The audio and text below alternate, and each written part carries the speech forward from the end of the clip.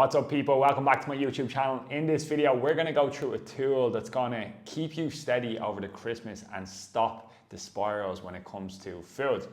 So Christmas can be a difficult time of the year for somebody who really struggles with their body confidence or struggles with how they manage their nutrition.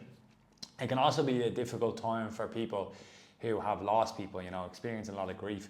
So while the Christmas is a happy time, at points it can be quite hard as well. So hopefully this tool is going to help you to work through them sticky points or them hard points. More often than not, when people tend to indulge in foods that they consider to be bad, they experience a lot of self-criticism, and that self-criticism then leads to feelings of shame. So feeling like you're not good enough, maybe shaming your body, calling yourself fat, etc. And when we do this, it normally leads to more spirals of overeating. We all make slip-ups from time to time, and compassion is something we need to develop if we want to respond to them slip-ups in the right way and actually change our behavior over time.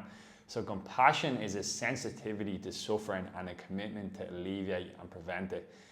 Some people think compassion is soft. I've often heard people say, maybe I'm being too compassionate to myself.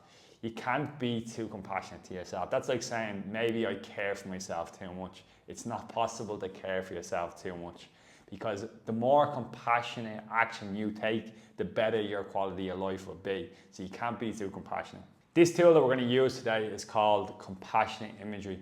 One of Marissa Peer's rules of the mind is the mind responds to words and pictures.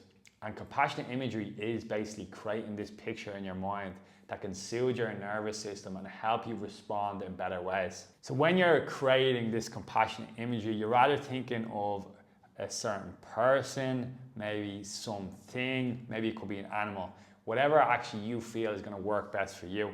You're thinking of this thing or person as wise, non-judgmental, empathetic, supportive, and gives you really good advice that ends up soothing your nervous system. Here's how I recommend implementing this tool. First of all, get some space to yourself, then close down your eyes and just focus on a breath pattern that feels natural for you, that feels relaxing. From there, then you're gonna bring this image to mind. So you're gonna have to create this image. What does it look like? What does it sound like? What kind of traits does it embody? Okay, for me, it's like an 8-year-old version of myself. I think about him being very wise, him being empathetic, non-judgmental, giving great advice. And I will listen to what he says to me then. I'll also do different things, like imagine like a bright light in my body, like just shining out. And that can give this soothing sensation on the nervous system or your physiological responses in general. Now, if you think that sounds a bit madness, you have had fantasies before, sexual fantasies, and they have produced physiological responses in the body because your mind responds to images and words. So the more you practice this and get really clear with your compassionate imagery, it can be a really useful tool to soothe yourself. And then you don't need to turn to more food, more drink, etc.